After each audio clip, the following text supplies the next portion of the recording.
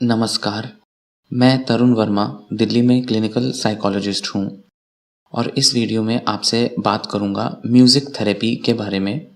हो सकता है आपने इस बारे में पहली बार सुना हो या इसके बारे में पहली बार सुनने जा रहे हों, पर ये बात सच है, म्यूज़िक को, संगीत को थेरेपी के तौर पे, चिकित्सा के तौर पे भी इस्तेमाल किया जा सकता है। बहुत से चिकित्सक म्यूज़िक थेरेपी में प्रोफ़ेशनल होते हैं, डिग्री भी लेते हैं, क्वालिफ़िकेशंस भी होती हैं, सर्टिफ़िकेट कोर्सेज़ भी होते हैं और म्यूज़िक थेरेपी को बहुत बड़े स्तर पर एक चिकित्सा के तौर पे, एक चिकित्सा की पद्धति के तौर पे उपयोग में लाया जाता है। हम इसी म्यूज़िक थेरेपी के बारे में बात करेंगे और थोड़ा-सा मैं ब्रीफ आपको बताऊँगा कि क्या म्यूज़िक भी, संगीत भी क्या थेरेपी की तरह यूज़ किया जा सकता है? इसके बारे में थोड़ा-सा मैं प्रकाश डालूँगा। और ये जो मेरा डिस्कशन होगा, ये सिर्फ़ मेंटल इलनेसेस, साइकोलॉजिकल डिसऑर्डर्स के बारे में ज़्यादा होगा। हालाँकि जो लिटरेचर है, जो शोध हुए हैं, जो एप्लीकेशंस हैं इसकी, वे दूसरे इलनेसेस, फिज़िकल इलनेसेस में भी उतनी ही मिलती हैं। पर यहाँ पर मेरा जो मेन फ़ोकस होगा वो साइकियाट्रिक, साइकोलॉजिकल डिसऑर्डर्स के बारे में होगा। तो शायद जैसे आप जानते होंगे कि जो मेंटल हेल्थ के लिए जो ट्रीटमेंट्स होते हैं, वे ज़्यादातर दवाओं या कॉग्निटिव बिहेवियरल थेरेपी या साइकोथेरेपी पर ही बेस्ड होते हैं, जिसमें काउंसलिंग शामिल होती है, फैमिली काउंसलिंग होती है, मैरिज या रिलेशनशिप के मामलों में कपल काउंसलिंग होती है, इस तरह की काउंसलिंग्स होती हैं और अलग-अलग तरह की दवाएँ होती हैं, जैसे डिप्रेशन और एंग्ज़ायटी के लिए। पर ज़्यादातर लोगों के लिए ये जो अप्रोचेज़ हैं मेडिकल वाली और जो थेरेपी और काउंसलिंग वाली, ये कई बार अफ़ोर्ड करना बहुत संभव नहीं हो पाता। कई बार बहुत ज़्यादा उनके लिए ये असर भी नहीं लाती। तो आम तौर पे देखने में यही आता है कि लोग अक्सर इन थेरेपीज़ को करना छोड़ देते हैं, लेना छोड़ देते हैं, दवाएँ छोड़ देते हैं या थेरेपी भी ज़्यादा टाइम तक कंटिन्यू नहीं कर पाते क्योंकि बहुत डिफ़िकल्ट लगती है। तो कई सारे जो बहुत कॉम्प्लेक्स डिसऑर्डर्स हैं और कुछ माइल्ड डिसऑर्डर्स हैं, उनमें म्यूज़िक थेरेपी को बहुत ही कारगर, बहुत ही हेल्पफुल देखा गया है। म्यूज़िक थेरेपी क्या होती है? एक अल्टरनेटिव मेडिसिन या एक अल्टरनेटिव अप्रोच होती है, जिसे complementary and alternative medicine category में डाला जाता है, मतलब कैम, CAM। इसमें और भी बड़ी सारी अप्रोचेज़ आती हैं, जैसे कि आयुर्वेद, होम्योपैथ, ये जो हर्बल ट्रीटमेंट होते हैं, ये सारे इसमें इंक्लूडेड होते हैं कैम में, CAM, अल्टरनेटिव मेडिसिन में। तो अल्टरनेटिव अप्रोचेज़ जो हैं, अल्टरनेटिव मेडिसिन वाली जो टेक्नीक्स हैं, वे सिर्फ़ फ़िज़िकल डिसऑर्डर्स में ही नहीं, साइकोलॉजिकल डिसऑर्डर्स में भी बहुत आम तौर पे यूज़ की जाती हैं। हालाँकि ये पूरी बीमारी को शायद कई मामलों में ठीक नहीं कर पाती हैं, बट किसी भी बीमारी के अंदर बड़े सारे लक्षण होते हैं, तो कुछ लक्षणों पर आराम डेफ़िनेटली देती ही हैं ये म्यूज़िक थेरेपी जैसी alternative approaches. So overall well-being जो होता है, क्वालिटी ऑफ लाइफ़ जो होती है पेशेंट की, वो काफ़ी हद तक इम्प्रूव हो जाती है। पेशेंट थोड़ा खुश रहने लगता है, उसको उम्मीद दिखने लगती है, उसके अंदर होप्स जग जाती हैं, वह थोड़ा खुश रहने लगता है, उसको एक सहारा मिल जाता है और उसको ये लगता है कि कोई तो दिशा है, कोई तो एक ज़रिया है जिससे मैं अपने को बेहतर रख सकता हूँ। तो म्यूज़िक थेरेपी से ओवरऑल जो वेल-बीइंग है, क्वालिटी जो है अपना साइकोलॉजिकल, वो थोड़ा बेटर हो जाती है। यहाँ तक कि जो दूसरा जो कन्वेंशनल ट्रीटमेंट है, जैसे थेरेपी या मेडिसिन, इनको लेने की भी उनके अंदर जो पेशेंट्स में जो चांसेस हैं वो बढ़ जाते हैं। मतलब वो इनको लेने के प्रति भी और ज़्यादा पॉज़िटिव हो जाते हैं, अपना ट्रीटमेंट पूरा कर पाते हैं अक्सर। तो म्यूज़िक थेरेपी इनको अक्सर सिर्फ़ रिप्लेस करके नहीं यूज़ किया जाता, मतलब ऐसा नहीं है कि दवाओं की बजाय इसको यूज़ किया जाए। अगर दवाओं के साथ भी इसको यूज़ किया जा रहा है, तो भी इसके इफ़ेक्ट्स अच्छे आते हैं और साथ ही साथ ये दवाओं के प्रति भी हमारी जो विश्वास है वो बढ़ा देती है। तो कई सारी ऐसी सेटिंग्स होती हैं, जैसे हॉस्पिटल सेटिंग्स हो गई या रिहैबिलिटेशन सेटिंग्स हो गई ख़ासकर कि, जहाँ पर एक तरह का ट्रीटमेंट नहीं दिया जाता। मतलब मेडिसिन्स तो ले ही रहे होते हैं पेशेंट, उसके अलावा थेरेपी, काउंसलिंग भी होती हैं, ग्रुप काउंसलिंग्स भी होती हैं, कुछ प्ले थेरेपीज़ भी होती हैं, कुछ रिक्रिएशनल एक्टिविटीज़ भी उनको सिखाई जाती हैं, कुछ आर्ट थेरेपीज़ होती हैं। उसी के साथ-साथ म्यूज़िक थेरेपी भी उनको अक्सर सिखाई जाती है, तो वहाँ पर इसको इंक्लूड करना बहुत ही कंफर्टेबल होता है, बहुत कन्वीनिएंट होता है क्लिनिशियंस और थेरेपिस्ट के लिए। तो ऐसी सेटिंग्स में अक्सर इनको यूज़ करना बहुत आसान भी हो जाता है और पेशेंट्स जो हैं वो थोड़े पॉज़िटिवली इसको अप्रोच भी करते हैं। तो इस तरीके से जो इंटरडिसिप्लिनरी माहौल होते हैं, हेल्थ केयर के जो टीम्स होती हैं, जो कि आजकल बड़ी आम हो गई हैं, यहाँ तक कि हॉस्पिटल्स में भी जो अच्छे हॉस्पिटल्स हैं, वहाँ बहुत आम है कि अलग-अलग तरीके से ट्रीटमेंट दिया जाता है। सो उस केस में अलग-अलग तरह के डॉक्टर्स और प्रैक्टिशनर्स जो हैं, वे पेशेंट की हेल्प करने की कोशिश करते हैं और उसके ट्रीटमेंट को बेटर करने की कोशिश करते हैं, उसके इलाज करने की कोशिशें करते हैं, जिसमें म्यूज़िक थेरेपी को वो बड़े आराम से और आसानी से इम्प्लीमेंट कर पाते हैं। सो ऐसा भी देखा जाता है कि बहुत सारे केसेज़ में बहुत सारे ऐसी सेटिंग्स हैं जो इसको इम्प्लीमेंट कर भी सकती हैं, बट फिर भी वो कर नहीं पाती हैं। तो ऐसे में अक्सर जो रिसर्चर्स हैं और बड़े सारे जो प्रैक्टिशनर्स हैं जो इस एरिया में काम करते हैं, वे ऐसा मानते हैं कि एलोपैथिक डॉक्टर्स और जो साइकोथेरेपिस्ट हैं, वे भी इस तरीके की थेरेपी के बारे में जो है थोड़े अवेयर हों, ताकि वो भी अपने रोज़मर्रा की कन्वेंशनल अप्रोच में इसको इंक्लूड कर सकें या रिकमेंड कर सकें।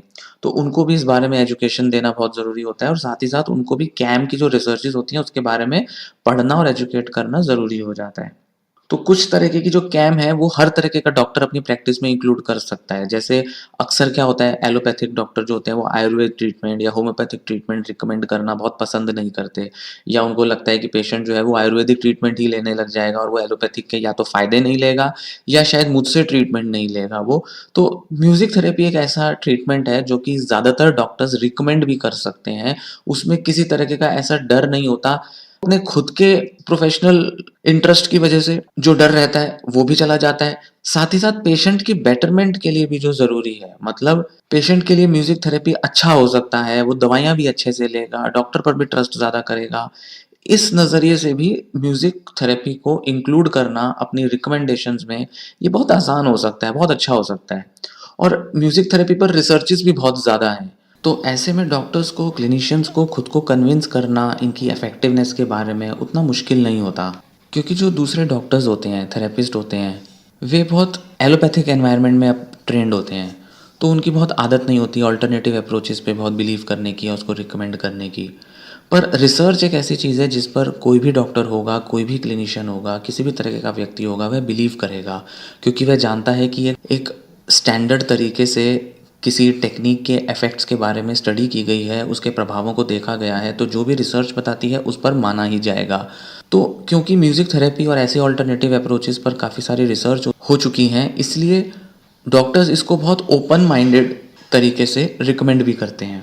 इसलिए म्यूज़िक थेरेपी एक ऐसी टेक्नीक, एक ऐसी अप्रोच है जो ज़्यादातर मामलों में इंक्लूड की भी जा सकती है थेरेपी में, और साथ ही साथ इसको किया जाना अच्छा भी है, फ़ायदा भी देता है। बहुत से देशों में और हिंदुस्तान में भी, खासकर मेंटल हेल्थ केयर के मामले में, अक्सर सिम्पटम का रिलीफ आना ये एक लक्ष्य नहीं होता इलाज का, कि सिम्पटम चले गए या कम हो गए। ओवरऑल पेशेंट की जो क्वालिटी ऑफ लाइफ है, जीने का जो उसका ढंग है, जीने की जो उसकी एक गुणवत्ता है, उसके जो अपना जो ओवरऑल वेल-बीइंग है, उसकी सोचने की जो क्षमता है, वो बेहतर करना होता है। तो ऐसे में एलोपैथी ये सारे काम नहीं कर सकती। एलोपैथी एक लिमिट तक अपने काम दिखा पाती है। दूसरी तरफ अगर म्यूज़िक थेरेपी का यूज़ किया जाए तो वो ओवरऑल वेल-बीइंग लाने में बहुत हेल्पफुल होती है। इसलिए जो हेल्थ के जो मॉडल्स होते हैं, जो अप्रोचेज़ होती हैं, जिसके अकॉर्डिंग काम किया जाता है, उसमें इसको इंक्लूड करना बहुत आसान है। मतलब जो होलिस्टिक मॉडल होता है, उसमें इसको इंक्लूड करना काफ़ी आसान होता है। कई देशों में तो म्यूज़िक थेरेपी या कोई भी अल्टरनेटिव थेरेपी करने के लिए भी अलग से लाइसेंस चाहिए होता है। उस केस में ये मान के चल सकते हैं कि म्यूज़िक थेरेपी जो है उसको बहुत ही स्पेसिफ़िक तरीके से सीखा समझा जाता है, और उसमें लोगों को ट्रेनिंग भी दी जाती है कई जगहों पर। मतलब इसमें बहुत सारी पेचीदगियाँ हैं ध्यान रखने की, इसलिए हेल्थ केयर प्रैक्टिशनर्स ही इसको रिकमेंड करें या इसको प्रैक्टिस करें, वो ही ज़्यादा अच्छा रहता है। इसलिए भले ही कोई डॉक्टर ऐसा सोचे कि चलो ये तो मैं भी करा सकता हूँ, सिखा सकता हूँ, ज़रूरी नहीं है। इसके लिए अलग थेरेपिस्ट के पास भेजा जाना भी ज़रूरी हो जाता है। हालाँकि शायद हिंदुस्तान में इतना स्पेसिफ़िक चीज़ शायद देखने में ना मिले, बट फिर भी बहुत सारे ट्रेन्ड म्यूज़िक थेरेपिस्ट हैं इंडिया में भी। वक़्त के साथ ऐसा देखा गया है कि जो म्यूज़िक थेरेपी है, उसकी जो एक्सेप्टेंस है डॉक्टरों में, वो धीरे-धीरे बहुत बढ़ी है। डॉक्टर भी इसको काफ़ी बड़े स्तर पर समझते हैं, गहराई से समझते हैं कि म्यूज़िक थेरेपी के क्या फ़ायदे और क्या लाभ हो सकते हैं। म्यूज़िक जो है वो हमें स्ट्रेस को दूर करने में, हमें रिफ्रेश करने में और हमें ताकत देने में, एनर्जी देने में एक बहुत ही नेचुरल तरीका है, जो कि हम सबको मिला ही हुआ है। अगर हम देखें तो म्यूज़िक हर जगह है, और हम सब बचपन से लेकर बड़ी उम्र तक किसी न किसी तरीके से अपने आस-पास म्यूज़िक से एक्सपोज़ होते ही हैं। म्यूज़िक के इर्द-गिर्द हम किसी न किसी तरीके से रहते ही हैं। बहुत आसान और बहुत अच्छा और बहुत कारगर और बहुत लॉन्ग टर्म इफ़ेक्ट लाने वाला एक तरीका हो सकता है, जिससे कि हम अपनी वेलनेस को, अपने सेहत को बेहतर कर सकें। और साइंटिफिकली तो इसके बेनिफिट्स देखे जा ही रहे हैं, वो तो उस पर रिसर्च हो ही रही है। म्यूज़िक की जो थेरेपी है वो कोई नई नहीं है, बहुत पुराने समय से भी म्यूज़िक को थेरेपी में यूज़ किया जाता था।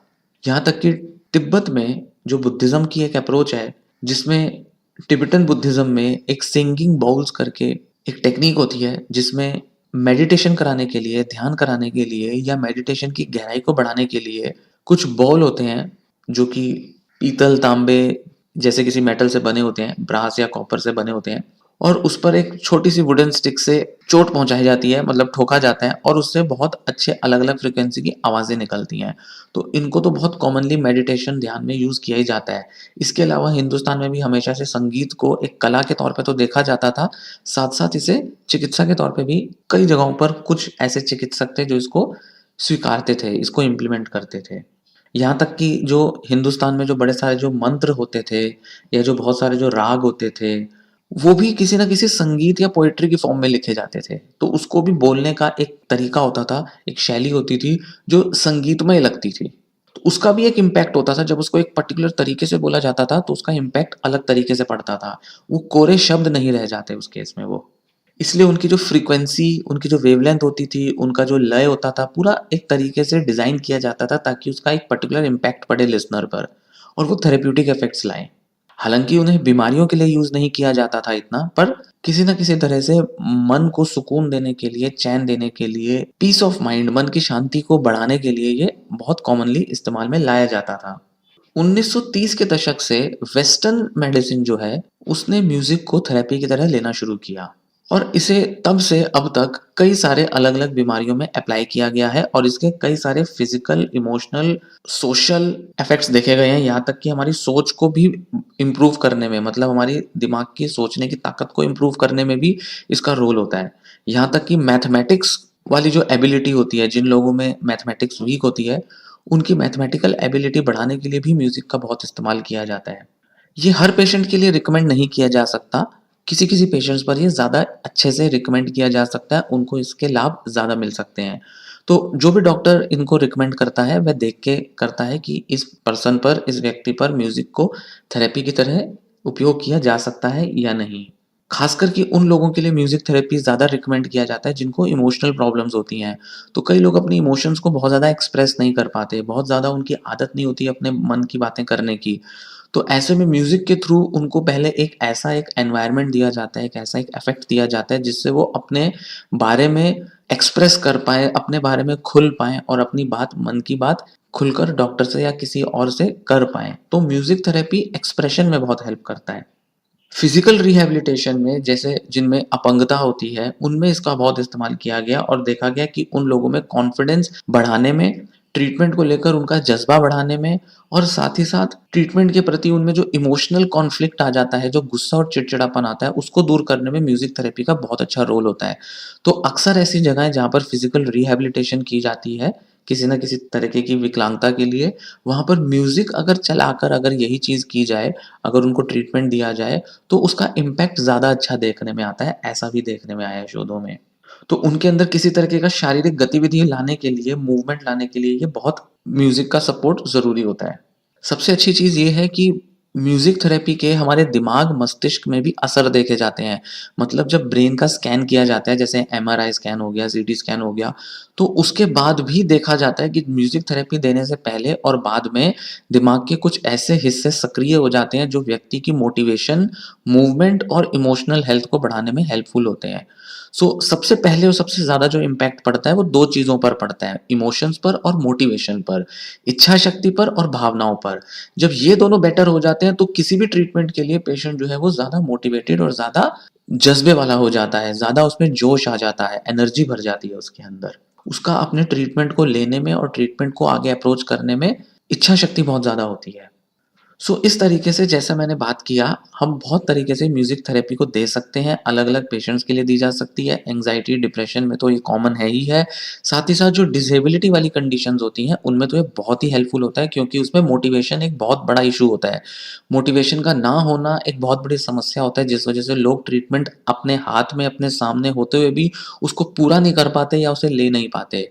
तो म्यूज़िकल एनवायरनमेंट में या एक पर्टिकुलर टाइप ऑफ म्यूज़िक से अगर ट्रीटमेंट दिया जाए, तो इन लोगों में ना ही सिर्फ़ इमोशनल और फिज़िकल वेल-बीइंग आता है, साथ ही साथ उनके अंदर और भी कई सारे सोच में बदलाव आ जाते हैं, पॉज़िटिविटी आ जाती है। म्यूज़िक को थेरेपी की तरह लिया जा सकता है। म्यूज़िक के थेरेप्यूटिक इफ़ेक्ट्स बहुत अच्छे हैं और अगर आप म्यूज़िक पसंद करते हैं, अगर आप ऐसे व्यक्ति हैं जिनको हर मौके पर कुछ न कुछ म्यूज़िक सुनना पसंद है या आप हमेशा ज़्यादातर किसी न किसी तरीके का म्यूज़िक सुनते ही रहते हैं या सुनना पसंद करते हैं, तो आप तो म्यूज़िक थेरेपी को ज़रूर इम्प्लीमेंट कीजिए। आपके किसी न किसी इमोशनल इश्यू को रिज़ॉल्व करने में या साइकोलॉजिकल इश्यू को रिज़ॉल्व करने में म्यूज़िक आपकी हेल्प कर सकता है।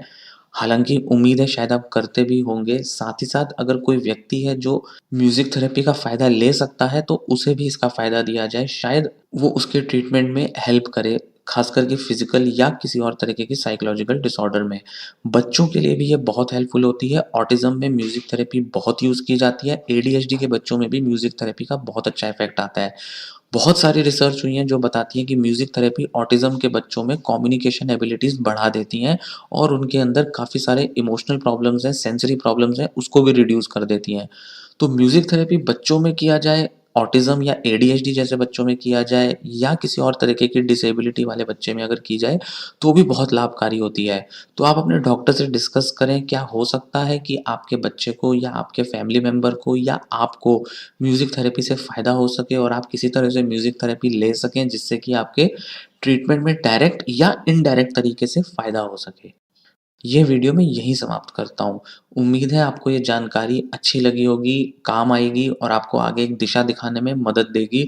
आपको अपने ट्रीटमेंट के बारे में और एक नया और एक बेटर डिसीज़न बनाने में आपको हेल्प करेगी। मैंने 2 पहलू डिस्कस किए कि डॉक्टर्स किस तरीके से आजकल ज़्यादा से ज़्यादा इस्तेमाल कर रहे हैं म्यूज़िक थेरेपी का, क्यों कर रहे हैं, ये भी मैंने आपको बताया और एज़ अ पेशेंट जब आप खुद पर इम्प्लीमेंट करते हो, तो उसके क्या-क्या आपको फ़ायदे हो सकते हैं इमोशन और मोटिवेशन पर, बच्चों, बड़ों और बूढ़ों पर किस तरह से फ़ायदा कर सकता है, इस बारे में मैं और भी वीडियो बनाऊँगा। अगर अभी आप कोई निर्णय लेना चाहते हैं, तो अपने डॉक्टर से बात ज़रूर करें और उनसे पूछें, उनसे परामर्श लें, उनसे ठीक तरह से चर्चा करें कि कैसे म्यूज़िक थेरेपी के बेनिफिट्स आपको मिल सकते हैं या आपके फैमिली मेंबर को मिल सकते हैं। वीडियो को लाइक ज़रूर करें और चैनल ज़रूर सब्सक्राइब करें। चैनल जब आप सब्सक्राइब करते हैं तो और लोगों को भी इस वीडियो को देखने का मौका मिलता है।